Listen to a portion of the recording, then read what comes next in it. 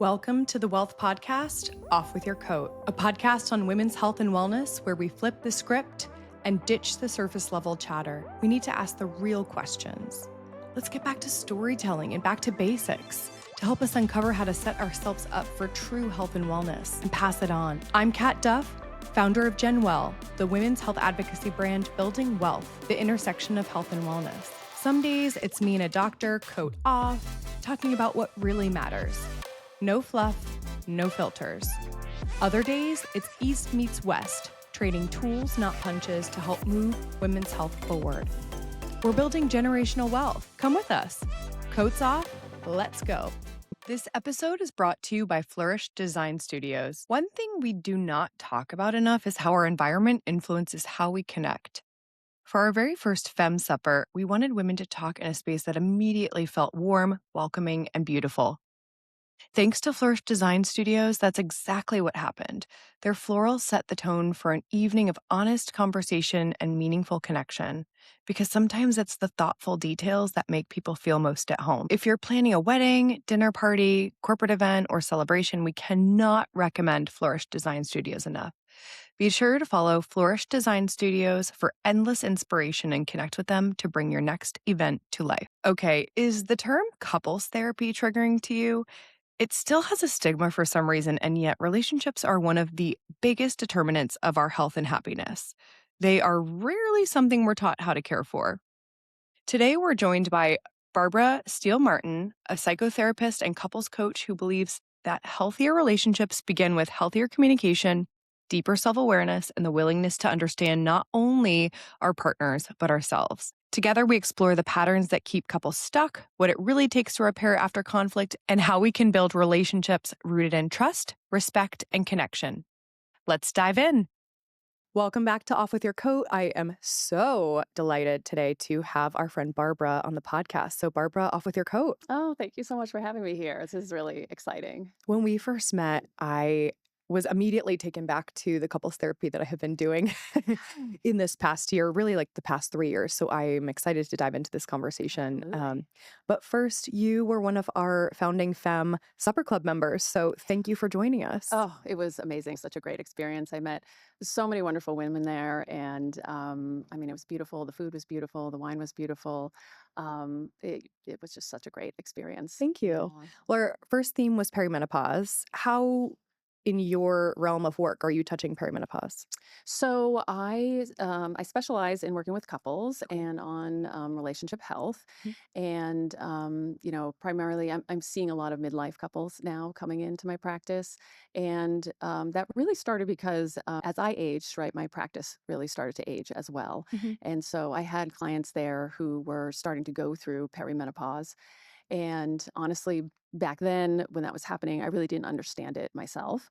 And so I really became, interested in diving in and figuring this out. I really wanted to be part of the solution rather than the problem, and to help women and my couples navigate these waters together. Yeah. I mean, what is the statistic now? It's like somewhere between 60 and 70% of women that are getting divorced are in that time frame, right? Yeah, that's kind of the biggest gray divorce, right? Yeah. Is couples over 50, individuals over 50, and that's kind of the most biggest kind of growing cohort of population that is experiencing divorce right now. Yeah. It's probably not all due to hormones. There's lots of pieces at play in midlife, right? Lots of pressures with kids and aging parents and Husbands chewing inappropriately. all of those things. Yeah. So there's just so many factors at play, I think, as to why that's happening. Okay. Well, we were thrilled to have you at the table, and I can't wait to share more with everyone and just what we've learned from all of our guests and what we can share out to the community. So thank you. Yeah, absolutely. So we always start off the show with more of a personal moment. So an aha moment that you've had in either your personal women's health journey or in clinic. Is there some moment where you were just like, we need more? Yeah, there were a couple moments. I mean, probably, for me, going through perimenopause was a huge aha moment. I'm 55 and 3 years post now menopause. And so I was going through this like 10 years ago. And if that word even existed, I didn't hear it. Right. So, How did you know? I didn't. And like a lot of, Gen Xers and women my age, is I went to a lot of doctors. and with lots of symptoms. Mhm. And they were just kind of, pretty dismissive, like, you're fine, we're doing the testing, but no one ever mentioned perimenopause. So it was Right. really frustrating. And it really wasn't until like 5 years ago when Oh all my of this gosh. Yeah. information started coming that I started to figure out, like, oh my God, that's what it was, or that's what it is. So it's just amazing, all the information out there now. And, you know, that really helped me understand it better. But also, I had an aha moment in, working with my clients as they were aging and going through this. I also didn't know, what was going on, and so I felt it was really important for me to become educated and Mhm. understand this. Obviously, there's a lot of nuance to it, but are there telltale signs that you would see women that you've been working with for years and years, all of a sudden, is it the rage? Is it what were you seeing in clinic that you're just like, "Oh my gosh, this is perimenopause?" Yeah, perimenopause, the mental health piece of it looks different. I think the symptoms look different. I had a client that I've been working with for years, and she always had some anxiety, which was normal. And as she started to go through perimenopause, her symptoms really looked different, where she really had the anxiety, the Mhm. depression. It really came out of nowhere. That's a Yeah. big sign. They come and say, there's no trigger. I think Mhm. I'm doing fine. And it just comes out of nowhere for Right. them. Yeah. No big, life upheaval, just the Yeah. hormones. Yeah. Change her And it things. and it really the pattern is different, I think, Mhm. too, as well. Mhm.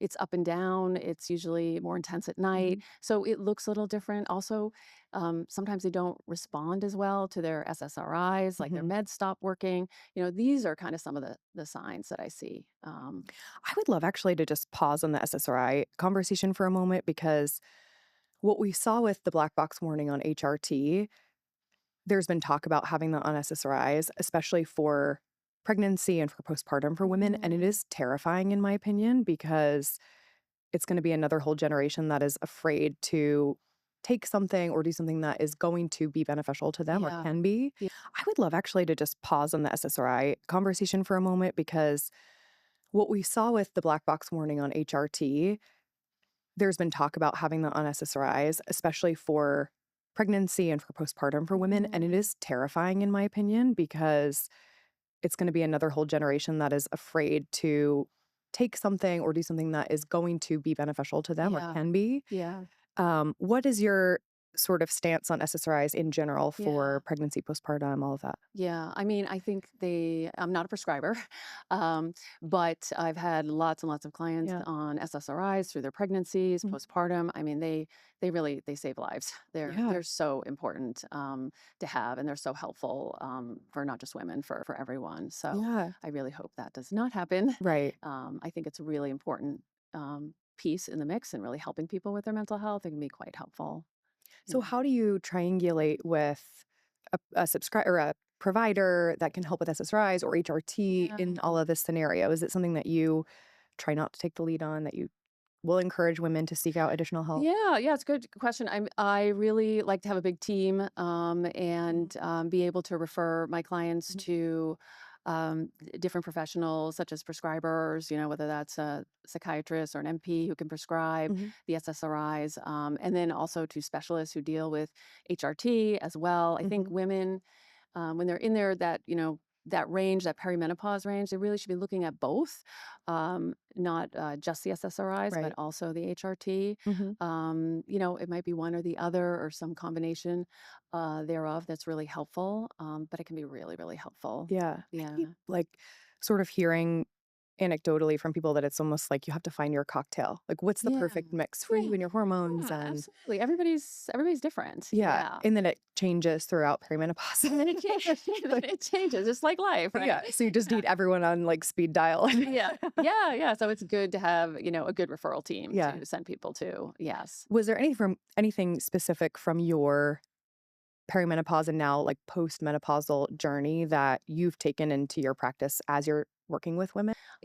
I think the biggest thing is to advocate for your care. Mhm. I kind of learned that the way many women learn that is that, you go in, you ask for, back when I was asking for the HRT, my symptoms weren't bad enough, Mhm. wasn't, suffering enough to get it. Right. Um, Come back in, 3 yeah, years when that's you're right. really like How crawling and 20 are you? your bone mass is Right, right. gone and all the Right. things. Right, Yeah. right, right.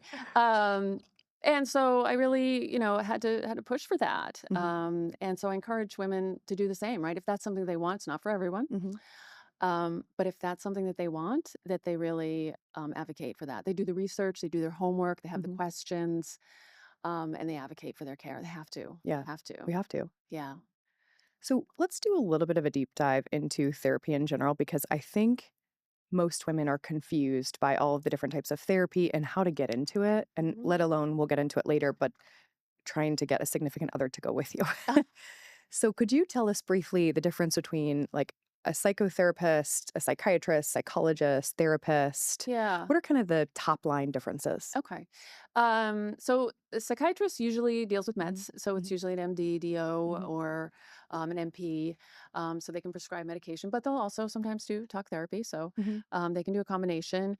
And then typically the other license you're talking about, kind of the LMHCs, the social workers, Mhm. the PhDs, the PsyDs, they all just do typically is the talk therapy. Mhm. And then, in terms of kind of trying to tease out, who to see, I think it's helpful to understand what you're looking to achieve in therapy because a lot of these therapists will have different specialties. Mhm. And a lot of that specialized training will happen after graduate school. A lot of us go through graduate school, we kind of study similar things. Mhm. And then once we get through graduate school and we get out there and start working, we start kind of figuring out what it is we really want to specialize in. And there's lots of training programs to do that. But bottom line is if you are trying to find a therapist, it is to um, get a consultation. Mhm. They usually offer about 15-minute, free consultation, Yeah. and make sure you really, vibe with them, that you really connect with them. Because honestly, the one main thing that predicts outcomes, really good outcomes, is the therapeutic alliance. Mhm. So you gotta like your therapist.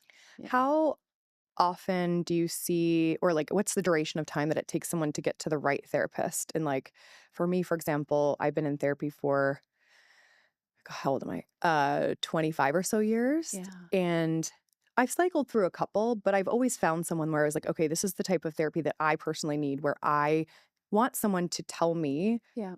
or push back on me. I don't want Yeah. someone to just agree with me and sort of say nothing. Right. Right. Whereas I was told by just because I'm the squeaky wheel, like I was told by a couple of my therapists that some people love that. And I Yeah. wasn't aware that that was a Yeah, thing because that's I was like, well, right. Yeah. I would like some tactical feedback. Yeah. Whereas some people don't like that. They just want to talk. Right. That seemed foreign to me. Right. Right. So how long does it really take to find the right person? I think some people hit it right away and they Yeah. find someone that they can work with and they work Mhm. with long term and it Mhm. really works. They develop a lot, trust over Mhm. time and Yeah. that rapport. And other people, it might take 2 to 3 therapists or they might be looking for different Yeah. things at different Mhm. times. Like you said, they might be wanting to do a piece of trauma work. They might be looking for Mhm. more of an EMDR therapist. Mhm. You know, you get different types of therapy depending on what's going on. Yeah. So, you may have different therapists along the way. And tell me Yeah. about your specialties. Yeah.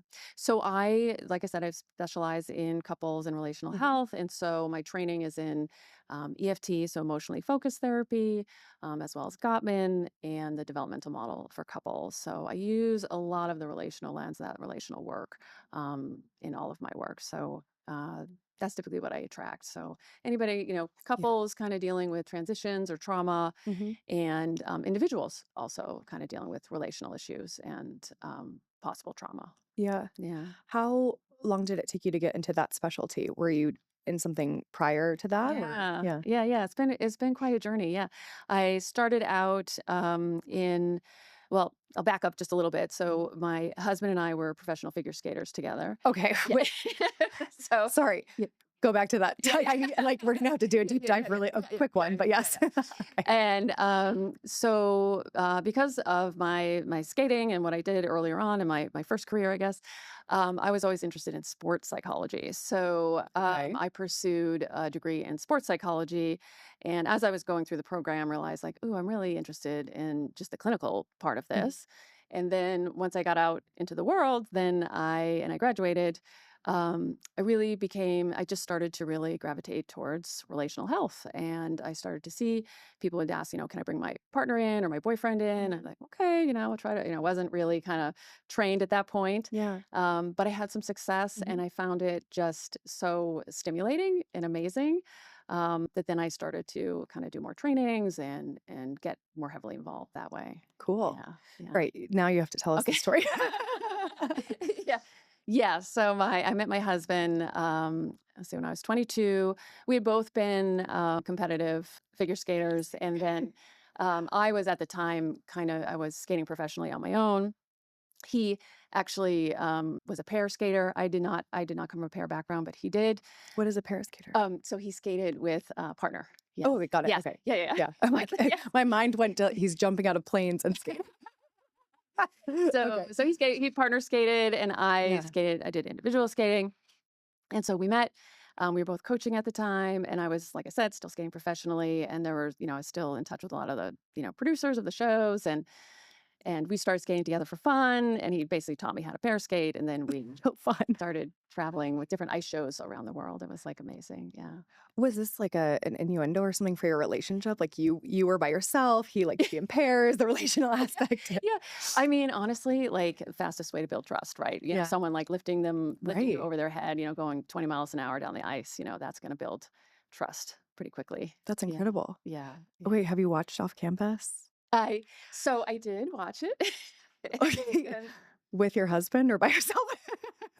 with my husband. And I didn't watch all of it. I watched some Yeah. of it, Okay. and I read the article, right? And it's Yeah. really about kind of this trying to show men's more vulnerable side, right? If I'm right. Yeah. Yeah, I mean, it's everyone's going wild. Like I'm a Yeah. millennial, Yeah. and I don't know if you had a chance to meet some of the New York gals that were at the supper, but we were just sort of going crazy. One, because it's so hot. Yes. It's Yes. like Yes. if you were having any libido issues, that's all you need. Yeah. And Oh, it's yeah. funny because I was talking to a couple of girlfriends, and they're like, "Yeah, I watched it by myself," and I was like, "Well, who watched it with their partner?" And like my husband was like, "I don't want to watch it," but if Yeah. I said to him, "Oh, you'll get some if you watch this with me," maybe Yeah. it's a different story. That's right. But what I think is so incredible about it, and why I think so many millennials are obsessed with it too, is this idea of the relationships that they've painted. Like there's no toxic masculinity. Men are vulnerable and they're talking with one another, and there's no shame. And, Yeah. there's a specific example where um, the main girl is like, "Oh, I don't drink at parties." And at this Yeah. point, for no spoiler alerts here, but we don't know why she doesn't like to drink at Right. parties, but he just goes over. He doesn't ask why. He doesn't, shame her. He just goes to his friend and he's like, "I can't find any Yeah. non-alcoholic options." And his buddy's like, "You try this. Cans are safe, bro." And I'm like, "Oh my Yes. gosh." Good. Yeah. But you Yeah. never see that. Yeah. And I think also the vulnerability of women to share and connect, and also to speak with someone that's maybe had some issues in their life or sexual trauma. And I think that also is why people are obsessed with it. Yeah, yeah, for sure. Yeah, no, it makes sense. Yeah, they're just even the parts that I watch. I think anything that kind of Yeah. reduces that kind of promotion of toxic masculinity is a good thing, for sure. Well, Yeah. why, at least from what I'm seeing, like TikTok and now Gen Z, Gen Alpha, it's like they're really pushing this toxic aspect for men. Mm, And I don't really yeah. understand how we got back here. I don't either. I can't Yeah. answer that, but it's Yeah. it's really it's a bummer. I hope that's not true. I Yeah. mean, what I'm seeing with the younger couples is actually a lot more vulnerability in the men. But I'm seeing, probably right now, youngest couples are probably millennials. So that's yeah. So I'm seeing that real shift Yeah. in terms of comparison to Yeah. Gen Xers or Mhm. boomers, of Yeah. course. Yeah. Is there any vulnerability with Gen X? Um, With the men, I guess. yeah. Yes, yeah, for Okay. sure. Okay. But I think, it's tough. I mean, I think that we're socialized in a certain way. Mhm. And, they certainly have the capacity Mhm. to be emotionally attuned and connected. And, but they were, socialized in a way that they really kind of had to kind of repress a lot of those emotions. And so the work in session often is talking about just even emotional language and how to Mhm. use that and how to be vulnerable with your partner. And they're of course able to do there and get that if they want to. Yeah. How do you model vulnerability for someone? Yeah, that's a good question. How do you model Because vulnerability? I Yeah. say to my husband constantly, I'm like, especially with our kids, I'm like, "Oh, let's try some empathy." Yeah. Or Yeah. because he's a very emotional guy, but sometimes I'm like, "Okay, how could I model something so he feels it back Yeah. and can Yeah. also do it?" Yeah. But I Yeah. don't know if you had any I tips on I that. think, I'll use like a, kind of a speaker listener technique with my Mhm. couples, kind of try to slow the conversation down. And as part of that technique, there is this real kind of how do you validate, how do you empathize with your partner? Mhm. And part of that, right, is being able to, share with your partner, wow, your story, really makes sense. Mhm. And being able to empathize with the emotion, right? So if your partner is sharing their experience pain in some way, right, hopefully even if you don't agree with the story, you're able to empathize with the Mhm. emotion. Mhm. So sometimes I'll role model in session with my couples, kind of saying like, I imagine that must feel really hard, that must be really painful, right? That's kind of the empathy Mhm. that you're trying to get people to feel and to do. Yeah. Yeah. Oh, and just for women in general, what are you seeing as in this age with all the chaos that's ensuing, all of the pressure, all of the social media? Are you seeing any sort of consistent trends that are coming up with women specifically in terms of anxieties or body image or anything like that? I mean, I think that women continue to really overfunction in their relationships. Yeah. So, that's been a theme for a long time. Mhm. And again, women are socialized to be the caretakers, Mhm. to take on everything. And, then they show up in their relationship and they're overfunctioning. And, it's not good for them. And honestly, it's not good for their partner Right. either, right? It can really take away a partner's sense of agency if the Mhm. woman's really kind of overfunctioning in a way. I see this a lot with young couples, and they have babies, and you know the um, you know the mom might be kind of like, "Oh, only I can take care of the baby this way," right? Right. And over functioning in that way, Mhm. and it really takes away the other partner's sense of agency and being able to do that and Mhm. caretake. Mhm. I was just talking to, her name is Emma Pickett. She's a lactation consultant in the Yeah. UK, and we were talking about this article in the New York Times, and it was saying that baby formula is like the solution for a happy marriage. Ah. And it was so disempowering for Yeah. women because it was taking the onus off the relationship and the couple and men for taking some responsibility. It's like, Mm. no, you can't be pregnant, you can't have the baby, but there are other things that you can do to Oh, supplement the relationship yeah. that could be of equal value. Absolutely. It's Yeah. just being Food's got to get on the table. I mean, right. there's plenty to Feet do. need to be rubbed. Yeah, Like, feet need rubbed. right. But there's Yeah. so many other components to Yeah. that. I mean, maybe diving into that for a moment of like people tend to say it's the roommate phase, which is like the postpartum of you're just, especially when you're having multiple kids, Yeah. because then it's like the man to man or zone defense and you're kind of ships in the night Yeah. or you're exhausted, Yeah. not as much intimacy. How do you work with couples in that phase of life to Yeah. sort of, Yeah. get them back on track? Well, first I normalize that. That's Yeah. normal. Right. Right. Gottman research shows Mhm. that the couples are, typically they're most unsatisfied in their relationships when their kids are 0 to 3 years old. Okay. And so I think that makes a lot of sense. Yeah. Your whole life has flipped upside down. You're sleep deprived. Like I said, your boobs are leaking. I mean, you're not feeling sexy. Right. You're Um, just touched out. It touched out, Yeah. right? So, I think that makes a lot of sense. So I Mhm. like to really kind of normalize that. Like, yeah, that makes sense that Mhm. this has shifted right now, Mhm. right? But also, giving them some hope. This is temporary. This will change too.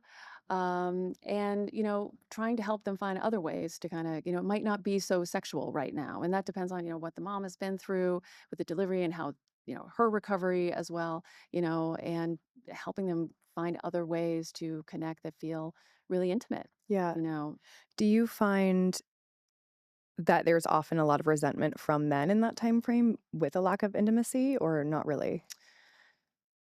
I haven't seen that. I think that there's some understanding. I think as time goes on, if there's a lack of intimacy that continues Mhm. as the kids get older and there continues to be a lack of intimacy, then yes, I do see that. Yeah. But I think in the early stages, it's what I've seen. Most of them kind of get it, right? Yeah. They're also not sleeping Right. as well. So those very early stages, not so much. But later, yeah, if that intimacy hasn't bounced back, Mhm. there can be some real resentment over that. Yeah. 'Cause my brain was going towards this whiplash of we're having babies later, and it's like postpartum fed into Yeah. perimenopause, and so it's like the intimacy train might slow down in that time frame, Yeah. but then the communication, it's sort of like also kind of all over the place. Right, right, right. So what are some of those foundational components for healthy communication that you would say in general, doesn't matter if you're premarital, whatever life stage you're Yeah, in? yeah. So I think, yeah, healthy communication really involves, speaking in a way that you can be Mhm. heard, right? Right. And listening in a way that you can understand, Mhm. right? So slowing down conversations, Mhm. right? So having these, which a lot of work I do in session with couples is having these understanding conversations, not problem solving, right? A lot of couples get into Mhm. trouble when they try to jump and try to problem solve things right away. And how can you solve something if you don't understand one another, Right. right? So really the essence of healthy, good communication when you're trying to deal with tension and conflict is really being able to slow down and have these conversations where you can actually hear one another. It's like if you're putting together a puzzle, right? You want to, it's much easier to take out all the pieces and put them on the table and lay them Right. out and see Right. what's out there Mhm. in order to solve that, Right. right? And it's the same thing for couples. Like you got to lay out all the pieces, before you can start solving the problem. So all the pieces to me can also be tricky because like I've had childhood trauma. When you know your partner has had trauma but maybe isn't addressing that, I Yeah. find that there's a lot of pieces, and personally I found that in reparenting and looking at my kids and being like, "Oh wow, this is a trigger for me." Mm. How do you lay all of that on the line? Yeah, And how do yeah. you start to dig into that?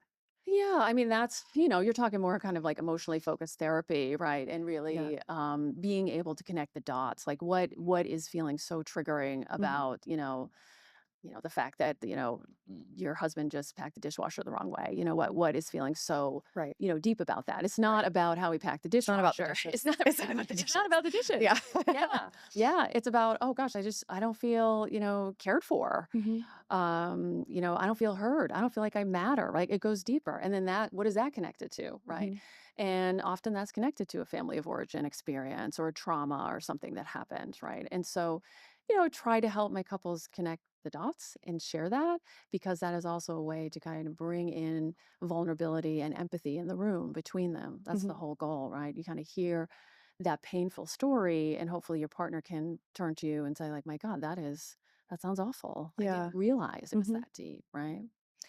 In taking a step back, how do you even get a partner in the room that has been hesitant, for example? It could be Mhm. a man or a woman, but like Yeah.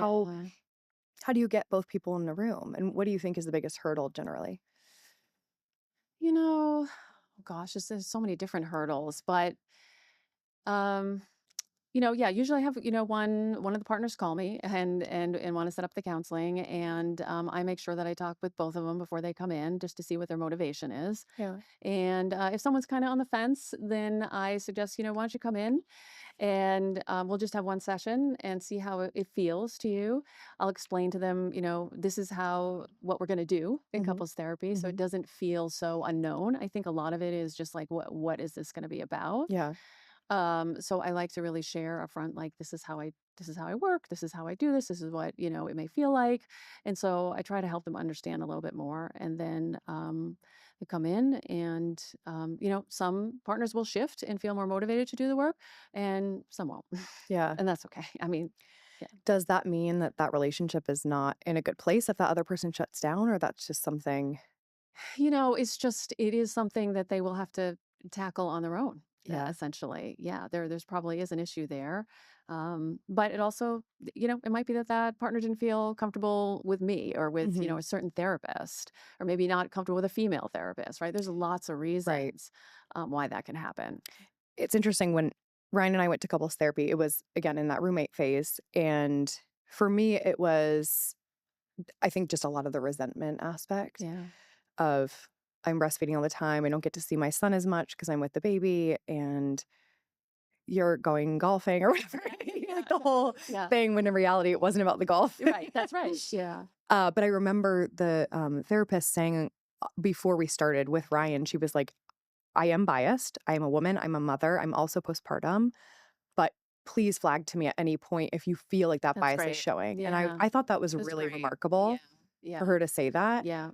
um, up front, because I Yeah. think that kind of just like took him down a peg. Yeah. Whereas to your point about being a female, it's like, are you on the defense like a 2 versus 1 in Absolutely. that scenario? Sometimes it can just feel like that just because the two genders are. Right. Yeah. Absolutely. Do you think that folks that are coming to you with couples therapy, should they also be in individual therapy? Does it work better in that way? On the couple, Yeah. depends on what's going on. If they're dealing with a real, a significant trauma, Mhm. like infidelity or Yeah. something like that, then yeah, I think that can be helpful to have a lot of support, right? You have a big support team, Yeah. but not necessarily, Mhm. have a lot of, couples that, now really come in for prevention work, right? They're doing actually really well and they're coming in to kind of learn the tools. It's impressive. Yeah. Yeah.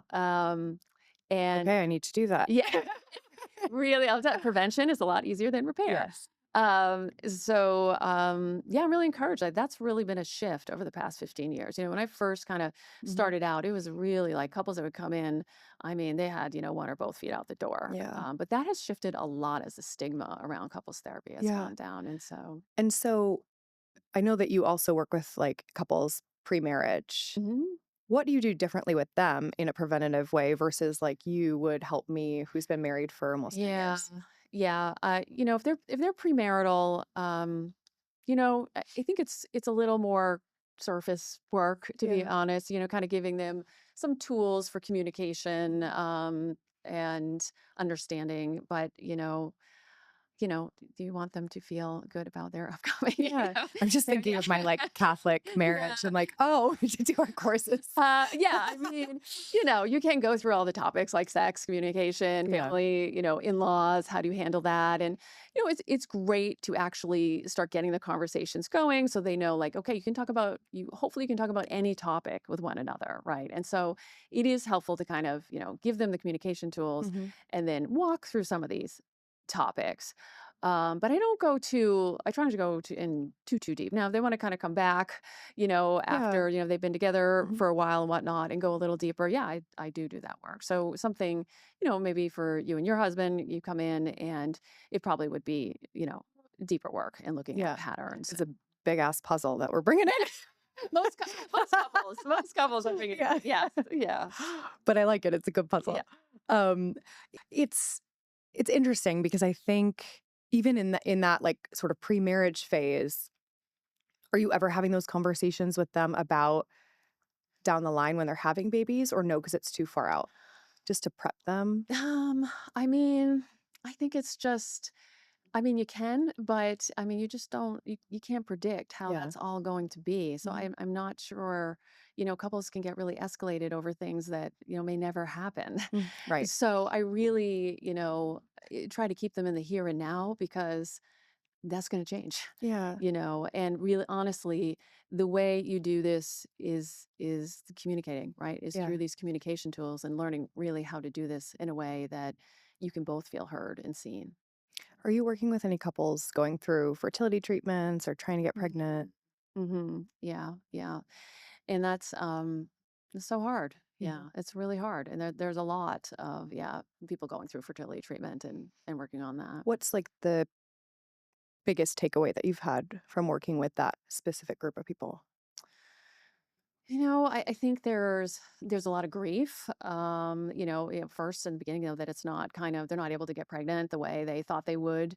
They didn't think they were going to have to go through all of this. If the pregnancy isn't viable, loss, miscarriage, there's just a lot of grieving that Mhm. that these couples go through. It is quite a hard journey. It's pretty traumatic. Yeah. Yeah. Do you find that men and women grieve differently? I mean, I think everyone grieves differently. I Yeah. don't think it's a gender thing. Mhm. So I think it depends on the person. Yeah. Yeah. So I had 2 miscarriages between our kids, and the first one was a partial molar miscarriage, which is basically like twins gone wrong. Mm. It's you have a fetus and then a bundle of cells. And the tech had told me in a very direct, like unempathetic Yeah. manner at the scan. I was by myself and I just lost it. And I remember talking to my husband, and it was interesting because like I was like so like came into a shell for a couple of days, and then his was more like anger. Yeah. Yeah. Of course. Like So looking part of back, grief. like Yeah. and then I was angry at him for being angry.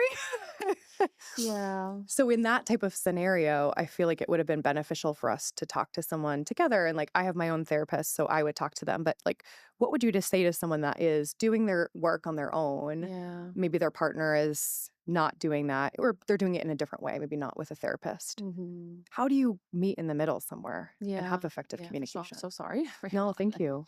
Um, yeah, I mean, I think what's really helpful for these couples is they need to allow one another to grieve the way they need to grieve, and they need to understand what that is, Mhm. and give space for that. That they don't have to really meet in the middle.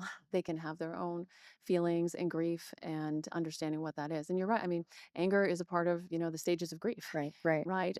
We just will kind of sit in one stage, maybe more than another, depending, who we are. Mhm. Um, so it's going to look different, and I think the best way to support one another is to be able to say, like, it's okay, you're angry, that makes sense Right. in this, and you're sad, and that makes sense in Mhm. this, and give space for that. Yeah.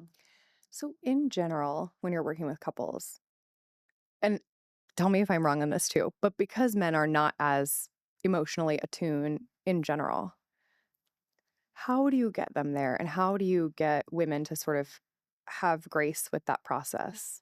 Yeah. Yeah, I mean, I think men, typically they have the capacity to be emotionally Yeah. attuned, absolutely, but they, maybe a lot of them are not able to access it Yeah. They quite weren't as able to easily. nurture They it weren't able as to much. nurture it Yeah. as much. Yeah, yeah. So, I literally have this kind of wheel of emotions that I have in my office, and we pull it out, right? When we're talking about emotional language, I really ask them to use emotional language. I feel dot dot dot. Mhm. Sharing with your partner. I think when you went to the store and you did this and it was really rude. That's not really a feeling, Mhm. right? He's not sharing that, what, I felt really frustrated by that, right? That's different, right? And so teaching essentially emotional language, to use emotional language when they communicate, is one way I do that. Right. And it sounds simple, but it's really hard.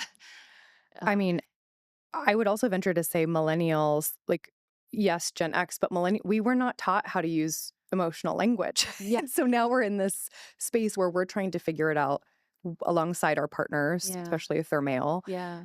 and then our kids. Yeah. Whereas, like, my daughter the other day said, I'm frustrated. And I was like, oh my God, Yeah. So great. Yeah. wow. I It's like, know. Yeah. I couldn't say that Yeah. yesterday. And like, it Yeah. was just, that mirror of like, oh my gosh, Yeah. that needs to be part of our Yes. like Vocabulary communication and and our vocabulary. communication. Yeah. Absolutely. Absolutely. And we have to learn it. I mean, I have to learn. I'm not good at it either. Right. Yeah. And really learning, how to speak that Mhm. emotional language and what that actually means. Right. Because that's how you can understand your partner. Right. Mhm. If I came home, from work and, I said to my partner, oh, my boss was so quiet today. My partner has no idea how I feel about that. Like, unless, Right. that could be a good thing because I can't stand how much they talk, or that could be a bad thing because I feel Right. like they might fire me, right? Mhm. My partner has no idea unless I add emotional context to that, Mhm. you know. Yeah. Is there, as we're talking about life stages and the market difference between men and women and what we're sort of going through in, let's say, our 20s to fertility, pregnancy, postpartum, Mm, perimenopause, menopause, postmenopause. yeah. We have this beautiful lifespan, but it is volatile. Yes. Yeah. How do you, going back to the perimenopause conversation, how do you work with women specifically through that? And then how are you teeing men up to support us? Hmm. Yeah, with women, if they're over 40, I make sure I open the conversation to them, and I Mhm. do that right even through my initial intake. Some of the paperwork I'll send to them has on it, are you going through this? That you want to talk about this, and so it's already kind of open for discussion. Mhm. And then I make sure that I make space in the room for it, and then we talk about. I do a lot of education, what's going on, I was working with a woman going through perimenopause recently, and I was explaining to her, what was happening, right? She was having this terrible anxiety and depression and, stress tolerance, difficulties. And, I explained to her what was going on. Your hormones are going up and down and they affect your neurotransmitters. And there's a real biological stuff going on for you. Like you can't help that. Hmm. Right. And, just tears just Oh, started yeah. streaming down her face. And she said, I just thought I was messed up. I Right. just thought there's something wrong with me. Um, And how much are you seeing that? I feel a like, lot still. yeah. And I'm like kind of surprised about it, but maybe because I think that, I'm so focused on it. So I feel like everybody must know about this.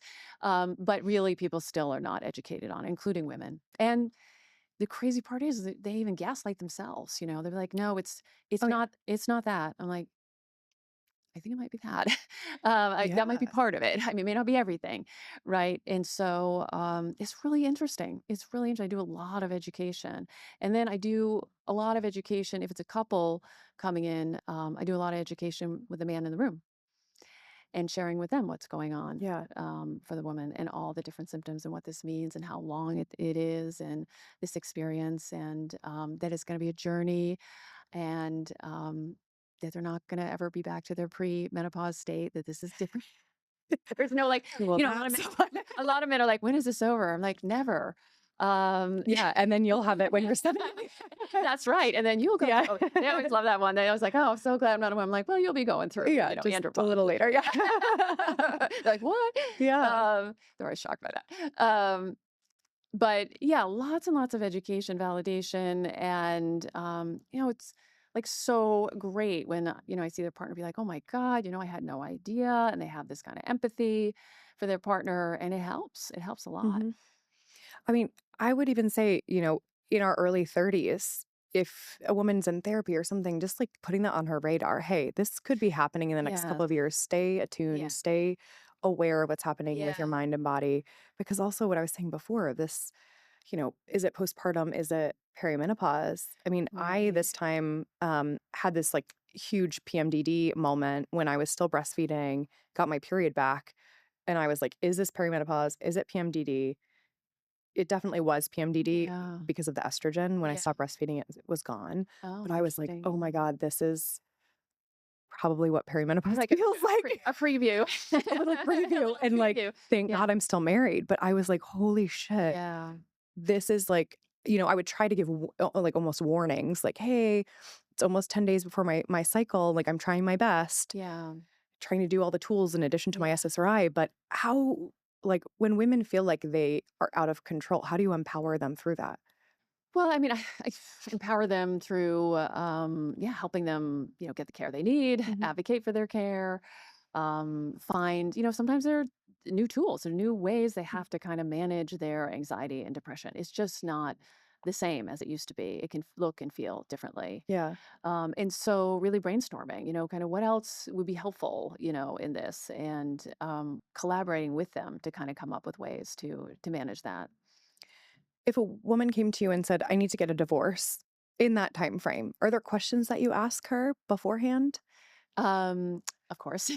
Or like, Yes. pertaining if you think they're in that perimenopause, menopause state, but just in general of, "Okay, let me help you because I feel like this is hormonal versus an actual Yeah, I mean, relationship." That's it's fine. definitely part of it. I mean, Mhm. you have to be careful. Like again, it's still I think there's a lot of denial Yeah. around perimenopause and menopause. So you just have to be really kind of gentle in how you bring that up and kind of saying like, okay, you're also in this kind of zone of life. Do you think this might be happening? How do you think this might be impacting your relationship? It's probably not the only thing, but it's part of the conversation. I think what's changed so much now is that this is now or should be part of the conversation. Right. It's not just about what are your conflict cycles and your connection and it is actually about what's going on for you Mhm. biologically now too. Yeah. Are there, like, daily things or cyclical things that men can like, a man in a cis heterosexual relationship can do to just support women through that? Yeah, I mean, I think that, women really thinking about what their needs are Mhm. and being able to make those requests to their partners, right? Because that, what do they don't know what to do. A lot of them are, kind of they want to Right, "You're help. yelling at me, and Yeah, you just they knocked don't. out the TSH." Yeah, yeah, I don't know what to do. They don't know what to do. They can't read your mind. Right, right. And I think, oftentimes our partners really want to help. So I think it can be quite helpful for the women to think about what are those needs? What do you Mhm, need and make that request. You may not get everything you need, but being able to put it out there, be transparent about that. mhm. Are there ways also you were saying before we're over functioning? Like, do you ever offer solutions in terms of like splitting up the household work or in that time frame, like shifting a little bit more to men? Or how do you just tee Oh, up yeah. those I relationships? mean, Yeah. the division of labor is Yeah. a forever chronic issue, I think, with couples, and in particular, couples with, young kids when Mhm. it's so labor intensive. Right. Um, and yeah, I mean, I think there needs to be a conversation. I think, we'll do exercises like let's write down what's on everybody's list, both visible and invisible. And just that exercise alone, they'll look at it and be like, oh, whoa, okay. And oftentimes even sometimes, right, the female partner will look at the, male partners, like, oh my God, I actually didn't realize you're doing all that other Right. stuff. You So are you participating in the are doing household. stuff. So I mean, sometimes that exercise alone can give some clarity. Mhm. Yeah. I think we had spoken about this on the phone, but have you ever read Eve Rodsky's Fair Play or played the game? So I have not, because I think that came out like Yeah. 2019, so a little beyond my, Yeah. but I've had a lot of, clients who have and Mhm. have found it really helpful. Yeah. So I found it interesting because when you're dealing out the cards for the same reason you were doing that list, you're yeah. just like, okay, I think it is I think her approach is interesting because you have to own something from start to finish. So, for example, if my husband had school pickup, Yeah. if he couldn't do it that day, he couldn't put it back on my plate. He would have to phone a friend Oh, yeah, or nice. his, Yeah, take total mother-in-law or someone, responsibility. full Yeah. Love responsibility that. for the Yeah. outcome, which is incredible. Yeah. Because most often I think the whole it's like, yeah, I want to help, but just give me a post-it. Yeah. Right. Yeah, totally. Totally. Yeah. So I think, it is about them participating in Hmm. that list, coming up with the list together, collaborating in that list. Hmm. So not just like the woman kind of what typically happens, like makes the big list and said, come look at the list. Yeah. Instead, sit down together and make the And list make the list. together Yeah. and collaborate on that. And then you can talk about like, this is what I want to do, this is what I don't want to do, and try to figure that out. But Yeah. yeah, that is just an important piece, right? It's, couples that are really, thriving, one of the kind of aspects of those couples, these kind of what they call master couples, is that there's this real feeling of equitability, Hmm. that it feels equitable. It doesn't have to be 50-50, but it just feels fair Yeah. some way. Yeah. Do you, you know, I guess in this stage where now you're an empty nester, Yeah. how do you feel like your dynamic is changing a little bit in your Yeah. relationship? Yeah, it changes so much. It's just wild. It's a wild phase. Is it back to when you were ice skating or when? No, Okay. we're not skating again. That's too hard. Um, it is, there's really wonderful parts about it, but Mhm. there's really hard parts about it. When you have your kids in your house for, 20 years, and you're used to taking care of them and then being part of the, your little tribe, Mhm. it's a hard adjustment, to not have them there. So you do have way more time together. Yeah. And we've really worked on, every week we kind of ask each other, well, what are we going to do for fun this week? We got to do something fun. Mhm. And so always trying to, keep it playful, keep it fun, find some sort of, novelty. Um, I think it's really helped with a lot of this. Yeah. Yeah. Couples that are in your age bracket, where do you think that they failed in their relationship? Like, is there any sort of themes that you see throughout the years where it becomes irreparable? Yeah, I mean, right, kind of the most kind of common reason for divorce is not like, it's not what you think. It's not like infidelity or something like that. It usually is, that is distance. They've Mhm. just grown distant, right? And I think that over time, a lot of couples they'll forget about each other. They won't play together anymore. They won't have fun together anymore. Mhm. And that's kind of the theme that I see. This growing distance, Yeah. that Do you happens. have any tips for keeping it playful, from your 20s throughout? Yeah, I think it's just about being intentional about that. And Mhm. I don't you don't have to do elaborate things, for it to be novel. You can you know, go for a walk on a different path. You can go to, you can do different things. But I think what's really important is that you have these kind of rituals of connection, points, and they can be, a 10-15 minute cup of coffee that you have every Saturday morning. Maybe you get up early and you do that, 6 in the morning with your partner before all the sports start. But you have these ritual connection points that are fun, light, playful, and not like time to make lists and tasks, because you're going to be doing that all week anyway. It's kind of like, okay, you got to do this, got to do that. I mean, Right. right? It's all Right. logistics all week. Hmm. But this is a time for you to sit down and talk about, like, you know, what was fun about your week? What was Hmm. exciting? What are you looking forward to? Hmm. Having those kind of, light, fun, hopeful conversations Yeah. together. Yeah. And what about couples with young kids? As you were saying, that can be the trickiest time. Are there Oh, ways hard. that you recommend couples connect in that time if you don't have time, let's say, for weekly date nights or Yeah, a lot something? of them, can't afford it. They can't, Mhm. it's expensive. Yeah. It's, childcare, don't have Childcare. the time. Right. So yeah, I basically encourage them to do these kind of I'm just kind of borrowing this from Gottman's work as well, but these rituals of connection, Mhm. find these moments, these pockets, where you can connect in a lighthearted way, where you can Yeah. maybe play a game of cards at night, or, don't just kind of scroll on your phone and watch a show every single night. Spend a half hour playing something or doing something, connecting in some way, Hmm. right? It does not have to be big things in order to keep that connection alive. Yeah. Is social media coming up a lot? Yeah, it's just terrible. Yeah. Yeah. It's Yeah. just like, Yeah. It's vying for attention, or yeah. like, what do you see most of the issues with social media in couples? I have a lot of couples that come in and lots of comparisons like you would Hmm. do individually. And, those would be like, they'll tell me stories about, couples who never fight and they're always in love. And, I just, Is that a real thing? no. Okay. No. No. That is not. I was like, well, and if they tell me like, well, there are friends say that they never fight. And I'm like, well, I would be worried about them. Yeah. But I would say it's not true. So I think And those, those are trad wives that like, yeah. no, get it off. Stop. Yeah. It's not real. Yeah, it's not real. Yeah. It's not real. So, yeah, so I try to kind of debunk these kind of myths and, ideas about these perfect couples and perfect human beings. And Yeah. it's not happening. Is Yeah. there any other misinformation that you see either other therapists sharing or other people sharing, not just of their lives, but just like about therapy? Um, yeah, what am I thinking about there? That's a good question. So what we're seeing is just either people are trying to get clout and so they're sharing this information if they are a clinician, or Yikes. others that Yeah. are kind of speaking out of scope. And so it really, I think, can be confusing. Yeah, I think you're right. I mean, of course, that exists out there. I mean, you have a Hmm. platform, you can say anything you Hmm. want. Hmm. So yeah, for sure, that's probably happening, and that's happening in a lot of fields. And I think, people just should look and see who these people are who are talking. What are their credentials? What are their backgrounds? And trying to understand, where the information is coming from. Yeah. Yeah. What do you think is the biggest gain from couples therapy for someone who is just looking at it to be preventative?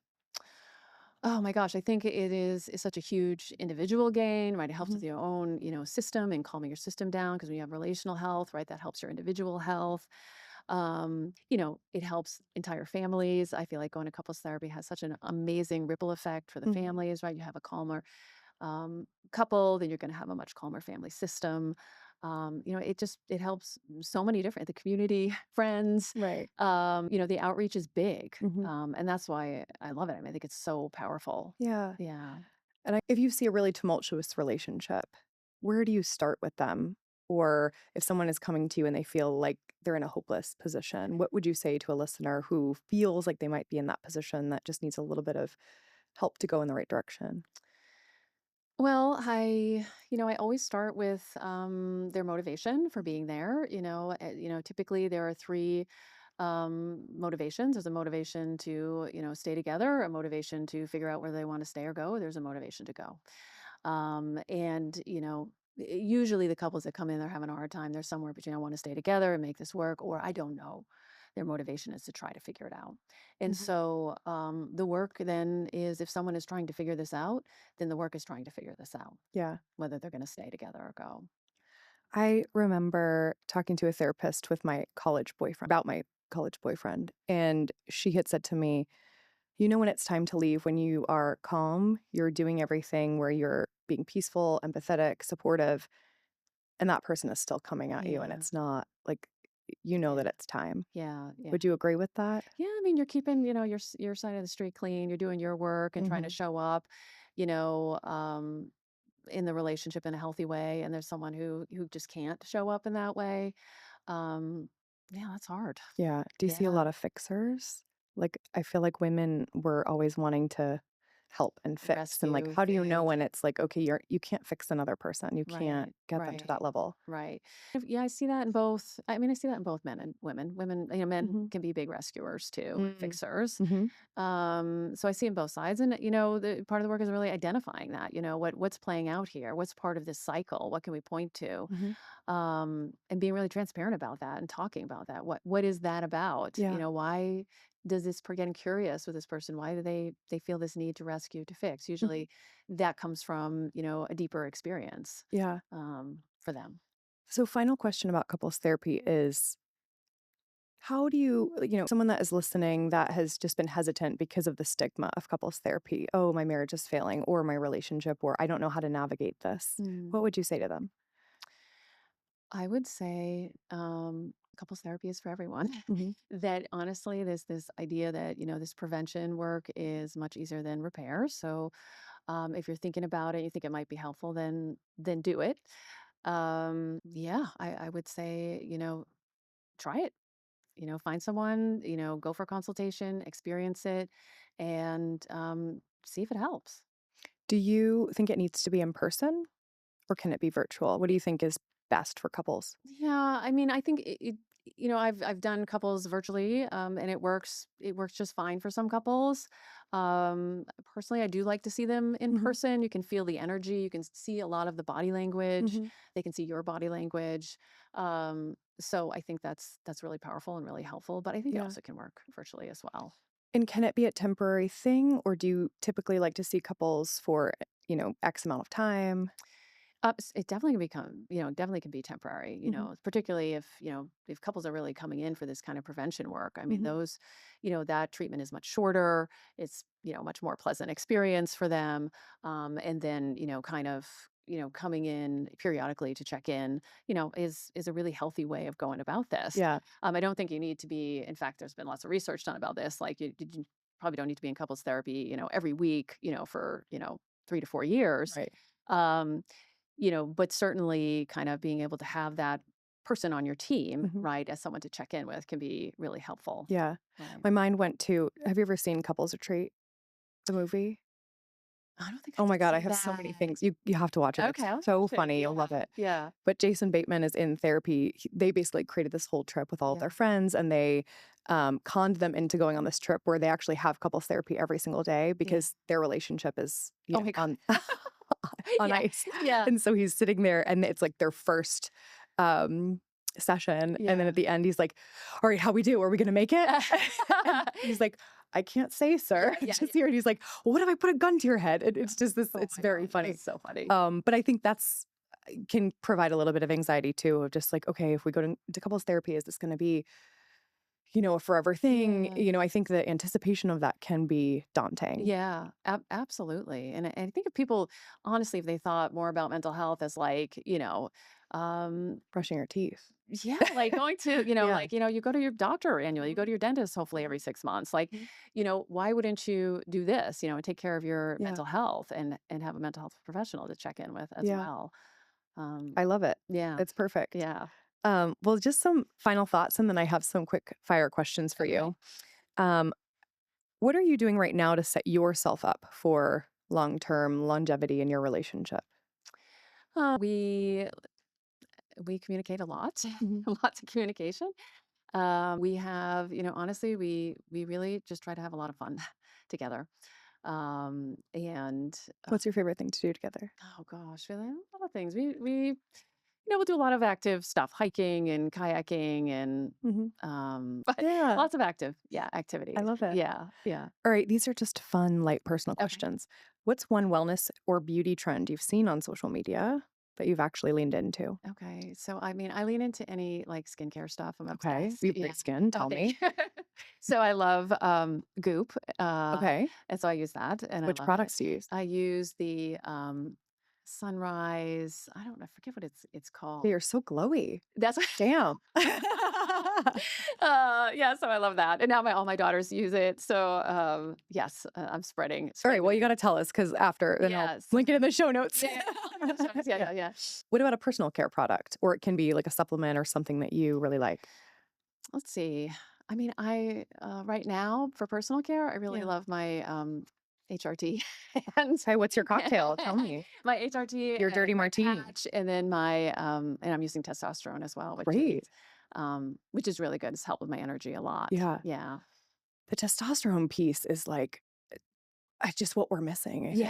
Yeah. Yeah, It's I great. feel like that had slowed down, way back when the study came out about hormones in general, and like we just need to dedicate more time to it. And could someone please make it just for women so we don't have to? Totally. It's ridiculous. Jeez Louise. Okay. Oh, yeah. So, but you're feeling great. but I'm feeling so much better. Okay, amazing. Yes. So there's hope. Yeah. Good. Yeah. All right. Final question: podcast, book, or resource you would recommend to women? I mean, I love Kelly Casperson's "You're Not Broken." I love her Mhm. book. I love her podcast. It's fantastic. I think anything by Dr. Sue Johnson. Her EFT work. Love Sense. Her books are amazing. Nagosky's "Come as You Are" on sexual health. I think what else? I don't know. There's so many good ones out there. Jenwell. What? Love it. Thank you. Well, actually, on sexual health, do you tell couples to schedule sex? Because one of our guests had said that, and I wanted to get your take on it. Well, ish. Ish. Okay. Yeah. Yeah, it can become very unsexy, right? Scheduling sex. And so, yes, I usually kind of coach them to, try to have a time frame in mind-ish, where they can be kind of spontaneous within that time frame. But I don't think that scheduling sex at 9 p.m. every Friday night is going to be very hot. Yeah. So, Yeah. Unless you're watching off campus. unless you're watching off campus. Yes. Before we go, where can people find you, your practice, all of the good stuff? Find me at my website, barbarastelemartin.com. And that's probably the best way to reach me. Amazing. And tell me quickly, you're doing some of these small groups as well, right? Yes. Yeah. So I've been doing some lunch groups for women just on educating them around menopause health. I've been running some courses actually for continuing education courses for clinicians on menopause and relationships. Amazing. Which has been really great. I'm really excited about. And I would love to run, something for couples that would really help educate both of them on menopause, doing a partner kind of group together. I love it. I have someone to introduce you to. Okay, good. Thank you guys for listening. Make sure you are subscribed to Off With Your Coat wherever you listen, and make sure you are following at Jenwell Official on Instagram, and we will see you next week. Thank you. Great. Thank you. Cool. What do you think? Make sure you are following at Jenwell Official on Instagram, and we will see you next week. Thank you.